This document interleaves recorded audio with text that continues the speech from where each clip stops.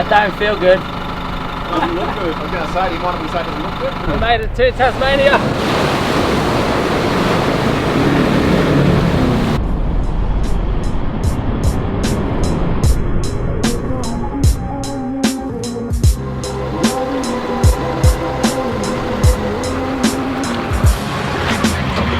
I literally was having like a panic attack just watching that. I was like,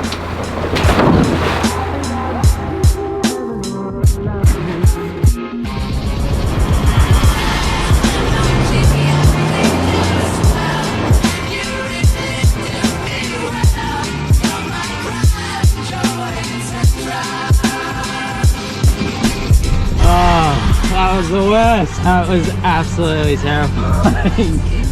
Oh, that's the worst track I've ever done in my life.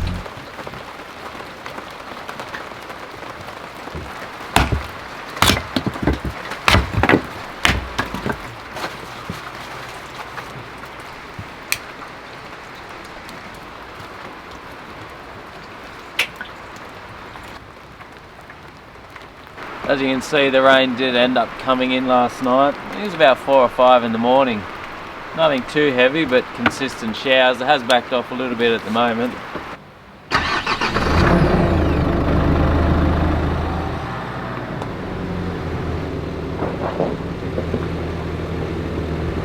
After an awesome night's camp there on the Huon River at that hut that we had the whole area to ourselves, we packed up and we headed out along this little track that ran straight out the back of camp and the hut there to see what there was to explore.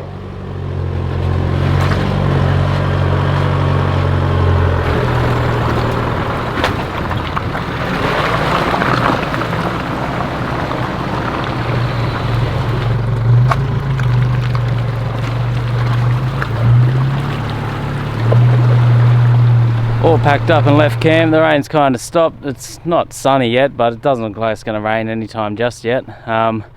This track headed straight out the back of camp. I checked on the map, goes through, sort of winds and weaves its way through for about a cap to the main road, so we're just kind of cruising through it now and see what we come to. A little bit of low range sort of fun and tight, tricky turning.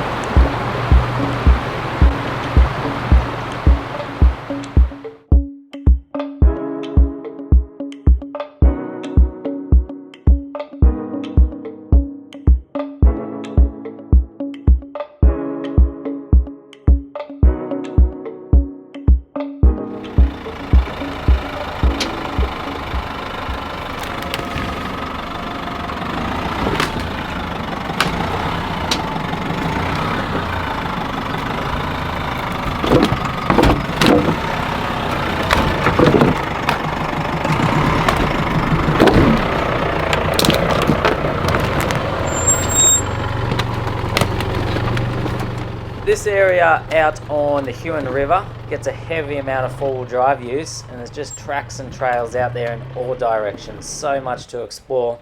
We only did a couple of different trails, but the ones we did were heaps of fun. Next time I'm back in Tassie, I'll definitely be keen to spend a full couple of days out there just exploring that river, all the little creeks, all the different tracks and trails out there.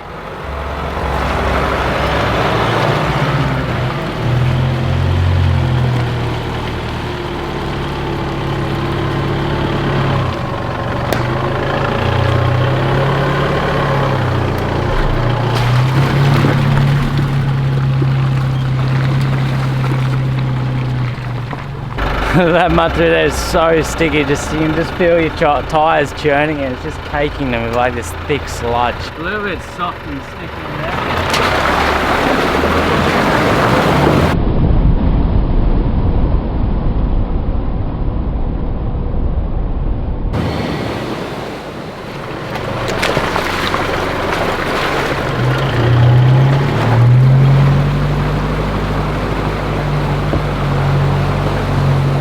Being the first one through, I always give it a little bit more. I get a bit concerned about getting stuck out in the middle of a bog hole. So I put the rear locker in second gear and just kind of eased in, but then fed it a bit once I was in there, and that's what kicked those rear wheels spinning. The bridge has actually collapsed on this part of the track, so we got a big drop in and then up the other side there.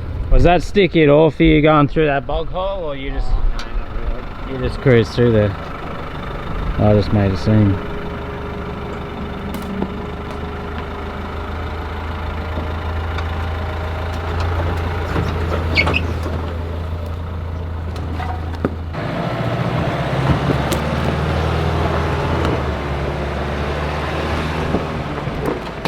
Definitely a fair downhill face and drop there. Yeah, I might see if I can even sit at left wheel there to save that dragging on ring going down there, but I'll see what happens.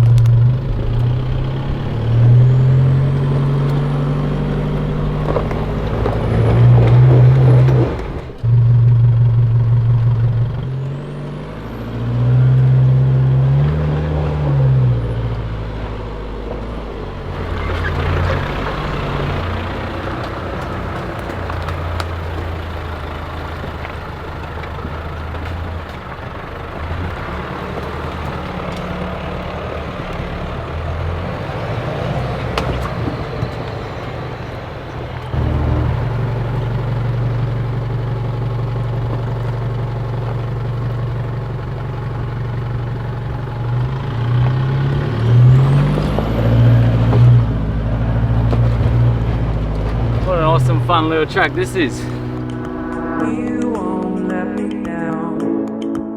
I can feel it. You won't let me go. I can. We're back out of the bush now, on our way. We're only a couple of k's out of Huonville. Heading back into town here, have a bit of lunch. Then we're going to actually go on the Huon River Jet Boat. We went on that when we came to Tassie 3 years back, and it was awesome fun. This jet boat that goes up the Huon River, goes like up through the rapids and sort of weaves and winds its way out in and out of the river systems. There's our jet boat, that tiny little thing down there. Yeah, tiny. Yeah. And then, can we please have the spirit of Tasmania?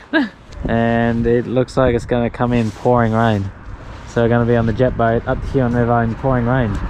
We were on this jet boat last time, it was such awesome fun. We're keen to come back again and have another go. How fast did it go last time? 397 kilometres an hour. The boat is a Marathon 5.6 metre aluminium hull. It's powered by a 5.7 litre fuel injected V8 Chev motor, which is producing around 300 odd horsepower. That drives an 8-inch Hamilton jet unit, which is basically just a big water pump. Sucks water up from underneath, squirts it out the back. At about 3,000 revs, we pump out roughly 5 tonnes of water a minute, so there's a fair bit squirting us along.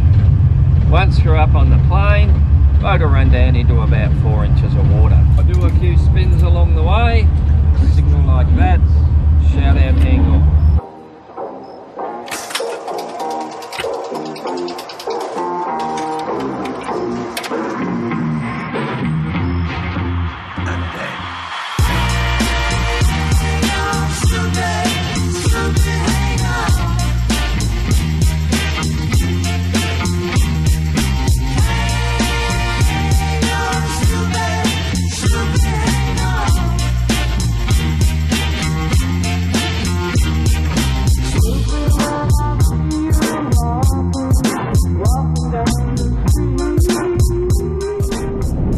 Jet boat's so much fun, highly recommend going on that. Zooming up the Huon River there, goes 12 k's up the river, and you go like up the rapids, you're going through water that's about this deep up the rapids, weaving in and out between rocks and trees and various things. It's pretty cool. Now from Huonville we're heading south. It's about 5 o'clock, but I think we might go to SouthPort Lagoon tonight. The weather, there's a few patches of blue sky up there. I think tomorrow's meant to be not raining, so about an hour through to SouthPort Lagoon track, and then there's like a 2-3k, I think. I don't know, I'm pretty bad with amounts, numbers. So there's a 4-wheel drive track down through to SouthPort Lagoon and a campground down there on the edge of Lagoon. So we may head for that tonight, but you know, things can change quickly as we go, but we'll see what happens. Hit the SouthPort Lagoon track, making our way now, actually nearly down the lake, but just imagine the most painful, rocky, rough road you can imagine, and then that's this track. You pretty much do it in 2-wheel drive. It's rated as medium to hard, but I don't know what they're talking about when they came up with that rating. It's so hard to get realistic 4-wheel drive ratings of tracks. Sometimes you get to a track that's rated hard, and it's like nearly 2-wheel drive. Other times you get to a track that's rated hard and it's lockers and 35s. You just don't know till you do it. But anyways, they're out here doing it. Nearly down the lake. Hopefully we get a good camp spot down there. Look at the size of that oyster.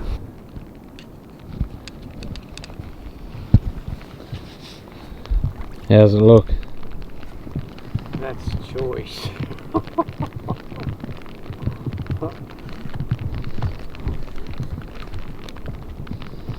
My point was proven when we got down here, and the only other vehicle down here is a 2-wheel drive old van looking thing, so it's definitely not a 4-wheel drive track in here. Took us about half hour to get through that track maybe. I was just in first gear high range. It was very rough. Look, to be honest, there's not much down here. The track is pretty painful and the campground isn't that great either. There's 10 spots tucked up kind of in a loop up there through the trees, and generally you're looking at rocky, rough, uneven ground in all of them, so it's not really great for setting up swags. And you got this boat launching ramp down the end of the side as well. The lake's beautiful, like it's a nice area, you know, nice looking lake out there, you know, not a bad spot, but track's painful and the campsite's not that great, so you know, you'd come for a day drive in here if you're keen to check it out, but nothing over thrilling, to be completely honest. Kai and I are down on the boat launching ramp here, heating up a bit of tacos for dinner. Super peaceful down here though. Saltwater lake, this one. It's connected to the ocean, not too far out there.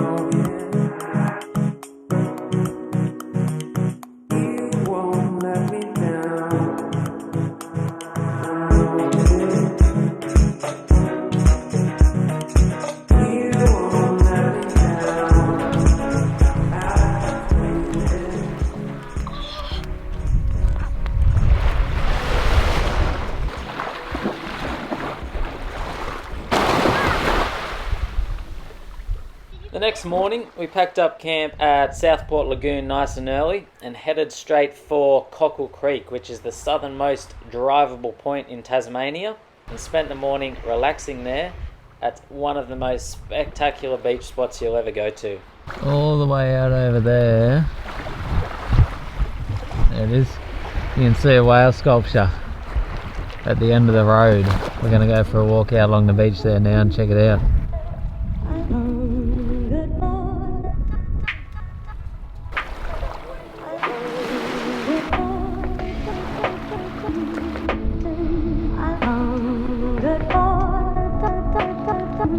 Well, it's official, we made it to the most southerly point of Tasmania, reachable by car. You can walk further, but this is as far as you can drive. I think of the most southerly drivable point in Tasmania. We made it. But except aren't we walking now? Yeah, but you can drive your car to this area. If you want to get further, you got to walk. How long do you know you got? We're down the southern point of Tassie at Cockle Bay. What a spectacular spot it is down here. This bay, pristine water, kind of in and out of clouds. When the sun comes out, just lights this place up. It's beautiful. Next time I'm coming here, straight past SouthPort Lagoon and straight down to here. There's heaps of nice camp spots all along here as well. Just such a beautiful place.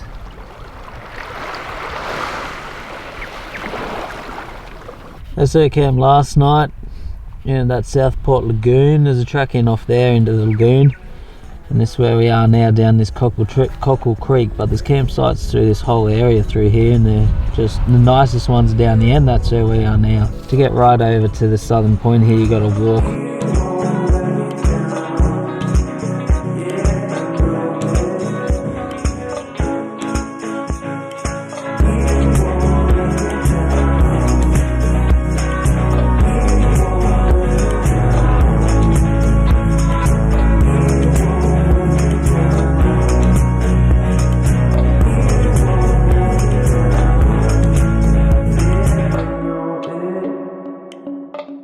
After Cockle Creek, we started heading north back up towards Hobart, a couple of hours away, where we booked into a caravan park to spend a couple of nights there. We'd been on the road a couple of weeks now, and we really needed some time to clean everything out, do a big restock of food, get all our washing done, air everything out. And it was from there that Dad made his way back up to Launceston. He was catching the ferry home. His Tassie trip was over. And we also picked Kayla up at the airport, where she was joining us for the remainder of our Tassie holiday. Dirty? Jeez. Yeah.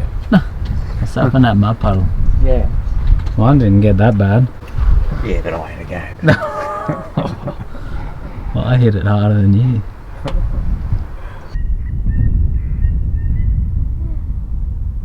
It's really cold.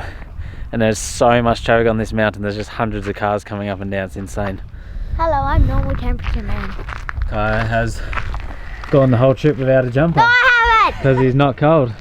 I'm actually not cold now. I'm serious. I'm No, just I haven't got normal goosebumps or anything. temperature. Well, I had goosebumps when I was boiling, okay, mate? Oh yeah, they're bumblebees. They're everywhere down here, but they're friendly. No, they're not. They are. I'm friendly. We did stop up the top up there, but there's clouds coming through, and you can't see anything. Plus, it's like a city car park up there. It's just absolute chaos with people in cars. So we stopped a little bit back down from the top, pulled up on the side of the road, and you can actually see the view from here as well. We only just picked Kayla up from the airport, and this is the first thing we've come to do. And then we're going to head down and have some dinner in Hobart tonight. We finished up our couple of rest days in Hobart, got all the washing done. 2 weeks on the road, but your car ends up a complete mess, and washing and things need done. So did some washing there and clean, washed the car and got everything done. Did a reshop, picked Kayla up from the airport.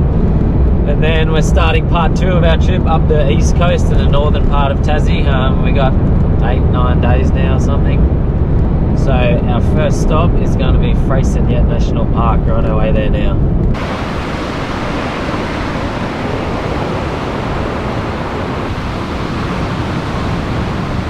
This is our first stop in Freycinet National Park. When you come in, it is on the left, friendly beaches, white sand, clear water, sun's out. What more could you ask for?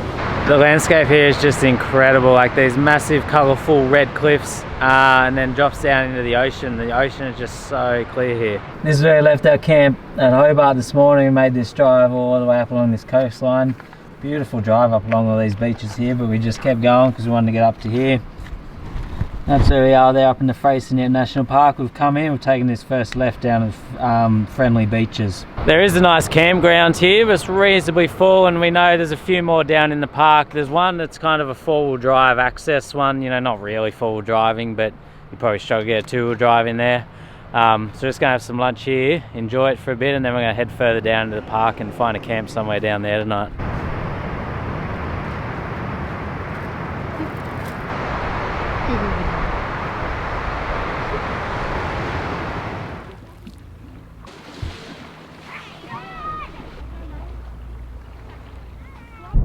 That was Richardson's beach. We just went to then for a swim and relax for a while. The weather is just absolutely spectacular today. The good thing about this like national park is there's beaches and coves pretty much at all angles of this like little peninsula you come out on. So in any weather you can kind of, you know, in any wind you can get one of them's going to be nice and protected. We're going to go for a drive now up to check out the lighthouse in the area, Cape TOURVILLE Lighthouse or something, and then there's a really cool boardwalk that kind of climbs around the headland up there that you can walk along, get some pretty awesome views. On this peninsula, like the mountain ranges are just awesome, that like kind of these big rocky formations up over the ocean. Oh, it's hot.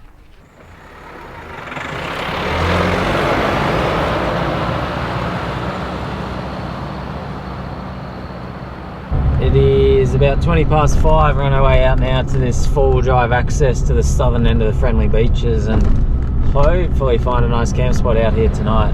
Now the track, look, it's not like a 4-wheel driving track, but I think you would need a 4-wheel drive to do it. I don't think you get a car or van or anything out here, mainly due to a lot of steep water mounds that you would lack clearance on otherwise, and there is a few little rocks and a couple little holes and that, but yeah, you know, you could pretty much do it in two-wheel drive in a four-wheel drive clearance, but I don't think that you would get a normal car out here.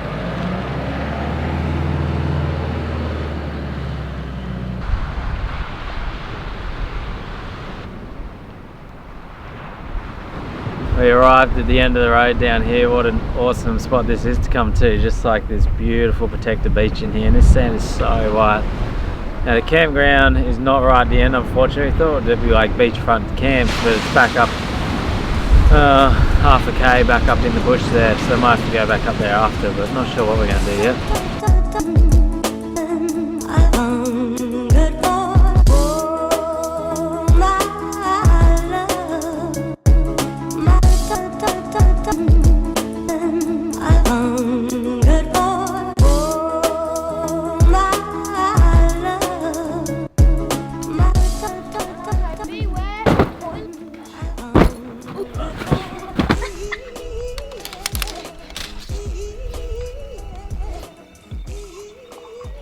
Yes, nice. That's massive.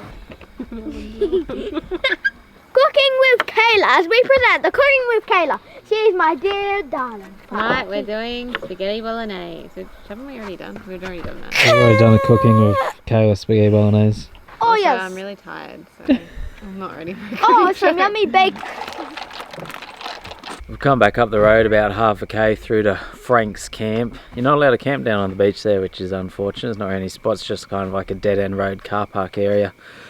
But the good thing about being up at this one is it is quiet. There's only one other couple here, so kind of pretty quiet campground compared to all the others in the national park here. It's a very busy national park, very popular. It's been a bit of a nightmare trying to reorganise the car since we had a third person. The car was already quite full, just Kai and I. I'm not sure what we're going to do when it rains, because we got Kayla's big bag in the back and some other stuff in the back, and then the car is pretty much jam-packed full of gear. Might have to try and do some reorganising tonight or eat a lot of food so we have more room. Dad took the single crash pad swag with him, so Kai's in my old ARB one for the rest of this trip. You know what the best thing about today is? What? It was meant to rain all day and it's a really nice day. The camp wasn't too bad last night, nice and peaceful out there in the bush, away from the crowds at least. You know, not really much beach view or anything, but it's only a few 100-metre walk from the beach.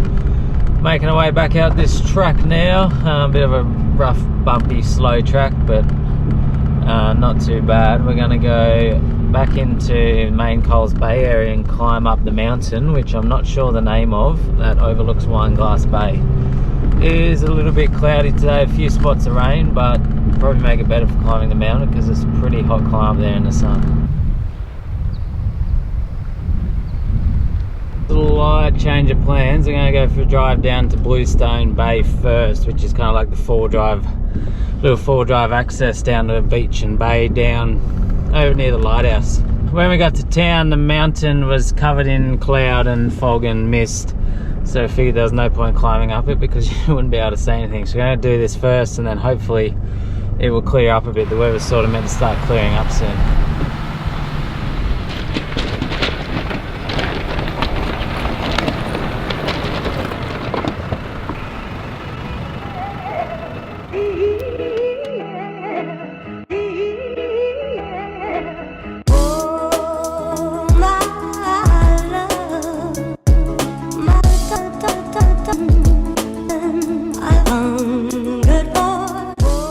There's a Bluestone Bay and we're the only ones here. It's a pretty nice little spot.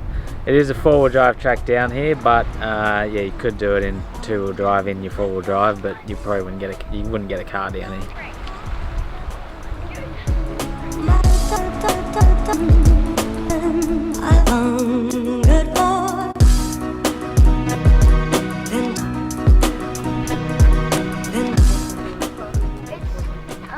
Wait, what's the walk rated? Hard, probably. What do you reckon, Kyle? Look pretty easy? Yeah, can I do this or not? Well, we'll find out. The weather has cleared up a little bit. We've come out to the end of the Coles Bay area to take on one of the walks. There's a whole heap of different walks you can do in the area. The easiest one being the one up to the lookout. We decided we're going to do the Mount AMOS track, which is the one that it's only 2K's return, But it says it takes like 3 to 5 hours. I can't imagine that because it's like a steep experienced climbers. So that's you, hey Kai? You need to do rock climbing to get up the actual top of the mountain. It's kind of a track, then you're rock climbing up the last bit, but this one will have the most awesome view out over the whole area. We also figured with this one there'd be a lot less people on it compared to the main lookout track and Wineglass Bay walking track. There's an insane amount of people out here on a cold rainy Monday. I'm gonna have to do double the distance running the camera everywhere. Good thing it's not raining today or anything. Yeah. Follow the arrows.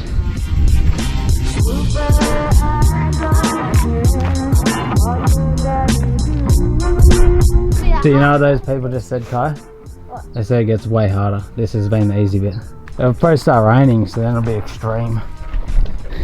It'll be a fight for our lives. Fight for lives! Terrible view.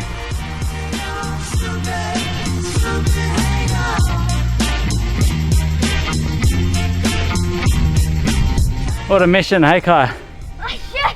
Oh, you jammed yourself in a rock. Real good. I think we're nearly at the top. It's getting really steep and I'm hot. Every time you get to one peak, you get to it and then there's another peak. I think that's finally the top up there. We're being surrounded in by clouds.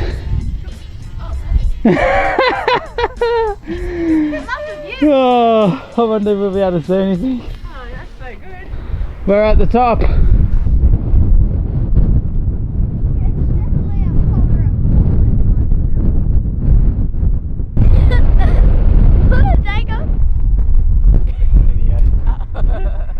We made it to the top. Yay. It is so cold and windy up here, but the clouds are blowing in all around us everywhere, but it's still pretty awesome view out over Wineglass Bay. What a beautiful spot. There's Wineglass Bay.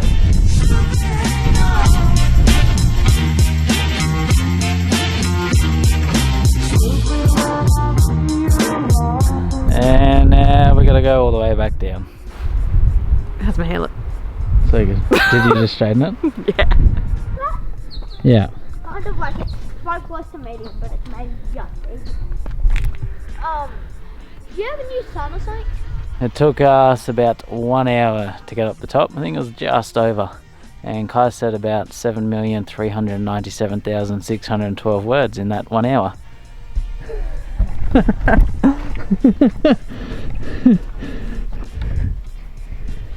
Do you agree or disagree? 100,000% disagree. I said like 150. 150 per minute. The words do you reckon Kai said in the 1 hour up here? Dude, I was just about to say, has Kai even like not spoken this entire time? He hasn't drawn breath. Like you literally have been talking the entire time. Shut up! You shut up! Yeah, shut up! I got my best hiking boots on, work boots. Same with me. Guy's got his $10 Kmart shoes on. And Kayla's got her fancy pants Nikes on. Wait, $10 for each shoe? It is a very steep climb this mountain, like sort of hands and legs up rock faces. And it's kind of misty rain, but it's still dryish. But in the wet, it'll be a nightmare. The surface will be so slippery. How's the view, Kai? Such a spectacular coastline along here. You just talking about the view like blah blah blah. That's the one we did there, Kai. The Mount AMOS track up the top. Look at all the other walks you got. That's a big day walk. And then you got like an overnight walk out there. What is that? And that was what we're looking down at Wineglass Bay. If you want, I can give you a drink bottle and a couple of snacks and you can go do the overnight walk tonight. Oh yeah, okay. Yeah, sound good? Where's the way? Sorry? Where's the way first? Just head up there. You'll be right. Yeah. Do you want a jumper or are you good? Oh, no, good. Good, you're good. So we left at 1:16 and it's now 3:36. 2 hours and 20 minutes. Heroes. It says leave a minimum of 5 hours. Grow up. 3 to 5 hours.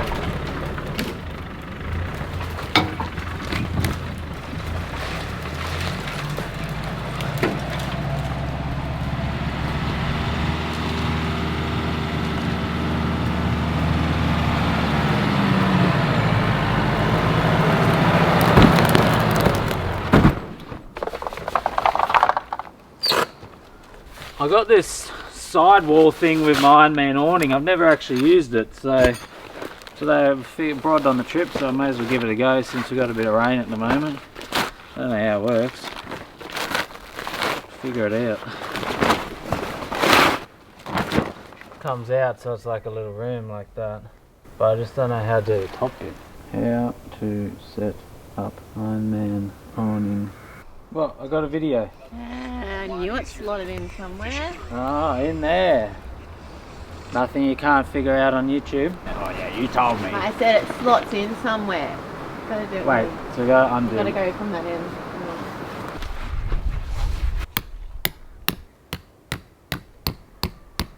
That's pretty cool. I just put Kai's swag out here. Am I going to be under the awning this time? Let's put yours over here. That's the awning sidewall extra, they call it. It's pretty awesome. Took us a while to figure out how to set it up because we've never done it before, but you gotta slot that top bit through the channel there in the awning, but it works out good once it's all set up. Definitely gives you heaps of extra room and protection under there.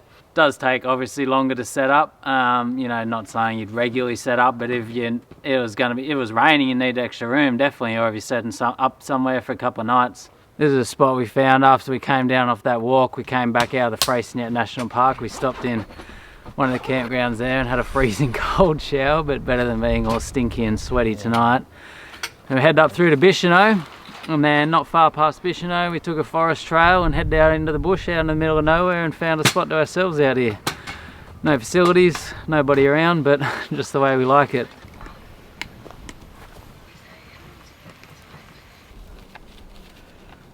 Absolutely love these spots. No one around, you got your own peaceful private spot. You know, it's nothing, it's just like a clearing in the middle of the bush, but you set it all up, make it your home for the night, and it's just beautiful out here. Haven't heard or seen of anyone. This is a good thing about owning a four-wheel drive. You can kind of just head out into the bush. I literally just take a bush track, take a few turns and keep my eyes peeled for a nice clearing out in the bush somewhere. Get out here in a four-wheel drive and find your own slice of paradise. Whereas if you don't have a four-wheel drive, you got a van or something like that, it makes it a lot harder to find these places to yourself. And this, we've kind of had a light drizzle all night, and this setup is perfect. We made a bit of a scene of setting up that awning side, but that was because it was our first time. But now that we know how to do it properly, we'll get it done a lot quicker. Awning out, sidewall on, it's perfect. Gives it room for two swags, plus there's some sitting area underneath there as well. The landscape of this Freycinet National Park really, the landscape here really, can't think of what to say. Any comments you want to make? Cool. That was Richardson's.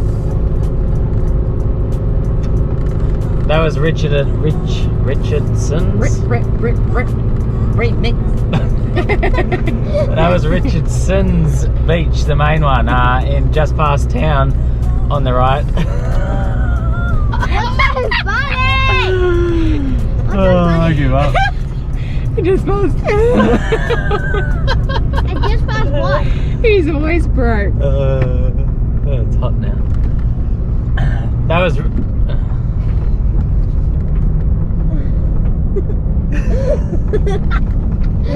Oh, here's the turn up to the lighthouse.